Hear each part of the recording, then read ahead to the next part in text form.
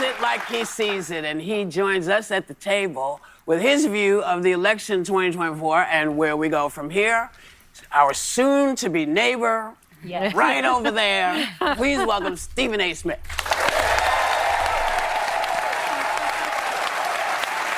Hello, ladies. Stephen A., your thoughts on the election as it just went down? I was surprised at how lopsided it was. I was not surprised by the outcome. Mm-hmm. I saw the outcome coming from a mile away. You have to take into account, listen, we respect our president, Joe Biden, but here's the reality. He got into office, he promised to be a transitional president, to be a stopgap to pave the way for somebody else to come on board. Into the midterms, it was supposed to be a red wave. It did not happen. The Democrats was flying high. He felt the momentum because he was the incumbent. And instead of leaving, he decided to stay. Yeah. When he decided to stay, the Democrats were in a quandary because they were expecting him to leave. Now he wants to stay. They're around him. They're seeing the fastball has dissipated to some degree. They're seeing that he's not what he used to be. And what do you do about it? You grease the skids. There's no primary for him to experience. You let him go on stage June 27th, and clearly he was exposed. 3.5 weeks later, he's forced and compelled to step away because donors to the Democratic establishment, they were not going to support that. I'm starting to believe that the powers that be, or the people in positions of powers, especially like politically, when they were allowing Joe Biden to continue to run for president against Donald Trump for the presidency, I'm convinced that they think that the American people are as gullible as they were 20, 30 years ago. It's a different time period. We have access to more information readily available, quick. Like we can literally ask our phone something and it will give us the answer. After we click submit, after we submit the question, we can have the answer in moments. I was talking to some Democrats who were older in age, respectfully, and this is why Joe Biden was, before he handed it over to Kamala Harris. And I said, the guy needs to step down. That guy, Joe Biden, needs to step down and let somebody else run the show.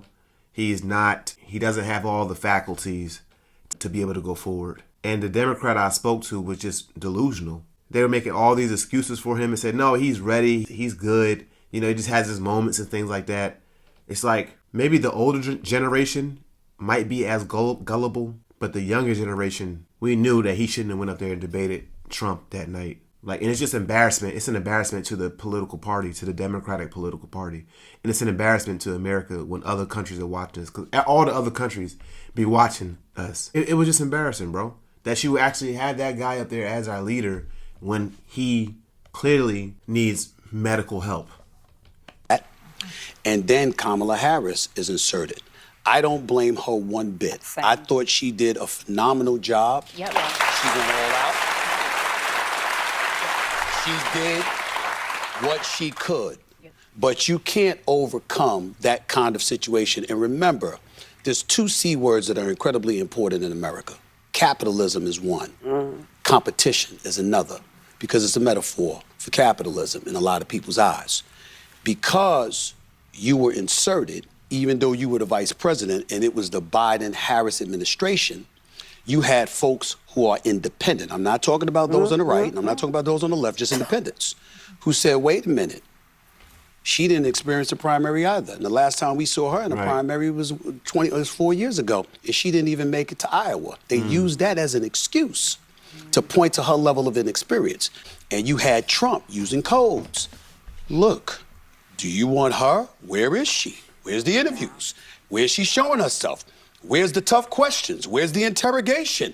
And he leaned on certain things.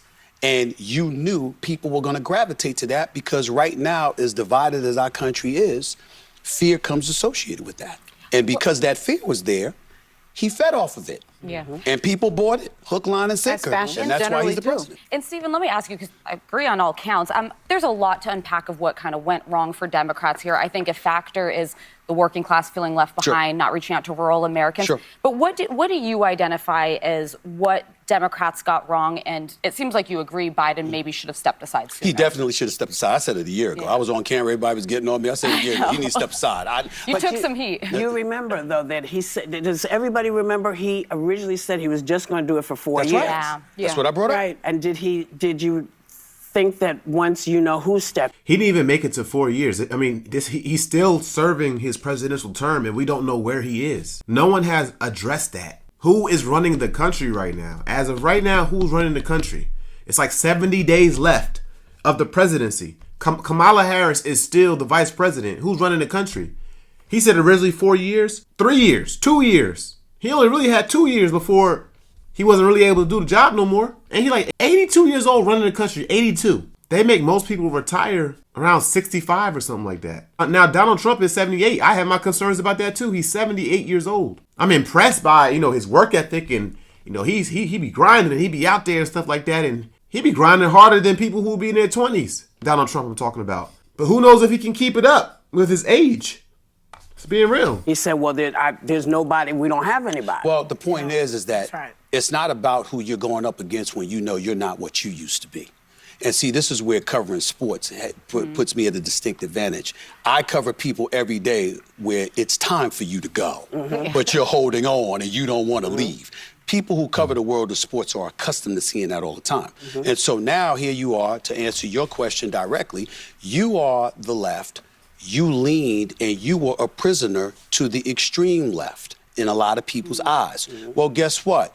Most of America doesn't operate on the fringes. Whether you're left or you're right, you're relatively centrist. You believe in compromise, negotiation, working with one another. Nobody gets to get everything they want. The problem is, it's supposed to be like that, but the country is now more divided than it probably ever has been, especially between the two political parties. I mean, it's so divided that if you are a Republican and then you go to a family function and your family is primarily Democrats, they will excommunicate you and say, get out, you Republican. Families who are blood related, who are literally genetically related to each other, are dividing and separating themselves based on a political party. It's happening right now. That's insane. So it should be about compromise, different thoughts and opinions and things like that, and coming to the best solution and things like that, but it's not like that.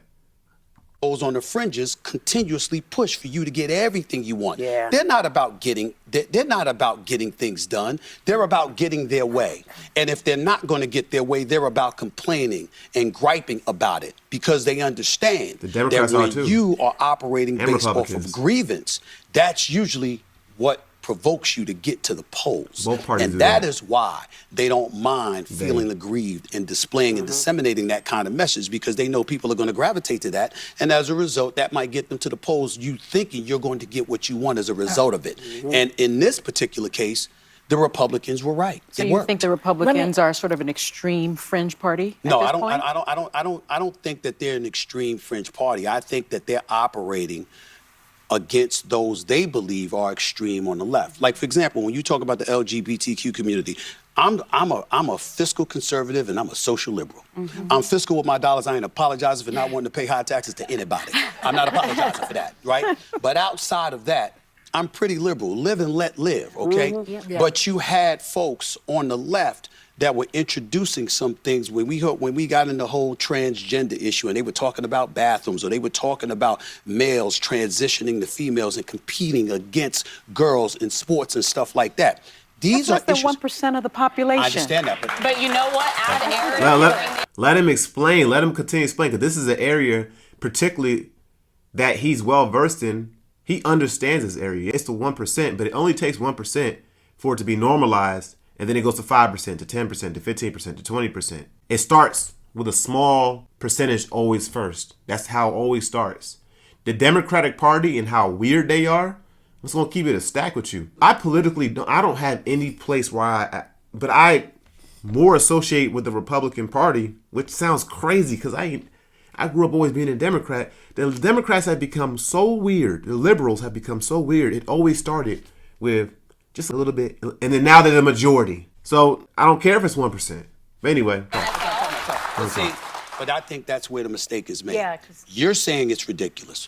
I don't disagree with you. Yeah. But most of the voters out there don't think like that. But that that means they don't have the information. Okay, but Whose fault is that? 90% of the voters don't have the information. If you're out there busting your tail to make ends meet and to pay your bills, and you're going to work every day, and you got a family to take care of, and you got to study, you're in New York City, you're getting stuck 2 hours of your day, you're stuck in traffic. You understand? You got a whole bunch of stuff to go through. You don't have time to know what you and I know. Maybe you need to listen to the news when you're in traffic. Well, again, maybe I agree not. with Not be that. uninformed. She coming at him. Look at her face, bro. Look at her face. These feminists, bro. This dude, this is why I'm not even a feminist, bro. Like, this is why I used to be for women. And one thing about women that anger me is they never satisfy, bro. You could be on their side. They'll still look for something with you. Like, hold on. I'm on your side. You know what? F that. I'm about to be with the fellas. I'm with the fellas. All right. Y'all cool. Y'all stay over there. Look how she looking at her own teammate, bro. This nigga, I don't say this nigga. Stephen A. Smith was on your side. Look how you looking at him. This is exactly why I'm not a Democrat, bro. This is exactly why I'm not a feminist. Or, I used to support feminism, bro. And then I realized that's what it was. Like, nah, no more. I don't support no feminism, bro. That was years ago I supported feminism. Like, I was like in high school or something like that, bro. But anyway. What most voters are doing. Let me ask you this. How you want to speak? No. Sorry. Sure. Because Howard Stern says that he wasn't confident that the country was ready to elect the first female president because he knows, quote, how men talk behind closed doors about us. So we're very privileged to have a great guy here today. Yeah. Tell her, what do Tell men the say secret. about us behind Well, closed first of doors? all, Yeah. First of all, get your hand off me. Do tell. Yeah. Do tell. I don't hide, so no worries there. Here's the deal. I respectfully disagree with Howard Stern, only from the standpoint that I wish he had been more specific. Why don't you say white men? Because let me tell you something about black men. We love our mamas. I know that. We love, and we revere black women. And when we're trifling, we know it's us. It's not them. Right, yeah. You I understand? understand. I So do. when he's saying that, okay, well then let's talk about white men. We have a white power structure that still exists in this country today. I understand the white populace in this country was over 85% at one time. It's now dipped to about 57.4%. Yep. The white power structure is still in place. So when we talk about misogyny, when we talk about chauvinism, when we talk about women not necessarily being empowered, well, who's in a position of power to surrender some of that power? It's white men. So I think that when Howard Stern was talking, I can't speak to what white men are thinking. I can tell you this much. Black men, we revere women. Yeah. We don't have any problem looking at... Well, there might be some truth to what he's saying because the black community in America, unfortunately, is a matriarchal society for the most part. Grandma and the mothers, they be the ones that's like, we have a lot of respect for our women elders, and I do love that about being a part of the black community. We have a tremendous amount of respect for the women who are elders. I'll probably say as a community, probably even more respect for them than the men. You know what I'm saying? Is that right? I don't think it's right. But I do appreciate how we honor our mothers and our grandmothers and our aunties and things like that. And it's just not common to see a young man disrespecting his aunt or grandmother or mother publicly. He's gonna, in the black community, he's gonna be looked at like a goofy. Like, what you doing? What you doing? But we already know that it's the reason why it's a matriarchal society is because, I hope I'm pronouncing that right. It's because of the systemic things that have happened that have caused a lot of black households. I'll say maybe 50% of black households to be single mother households. So, when you're used to a woman and only a woman, it's not hard to look at as women as leadership. If you have a dad and mom in the house, the dad is supposed to be the leader. So there are some beta males, dads, but the dad is supposed to be the leadership. So you're so used to seeing the dad run the show and the mom be like the helpmate. But like majority of people, if you grew up in a single mother household, it's not hard for you to see a woman as the leader. So that's probably why black men, according to the stats, voted 78% of black men voted for Kamala Harris, which is insane. That's what the numbers are showing. But I think I hope it flips back to a patriarchal community, society.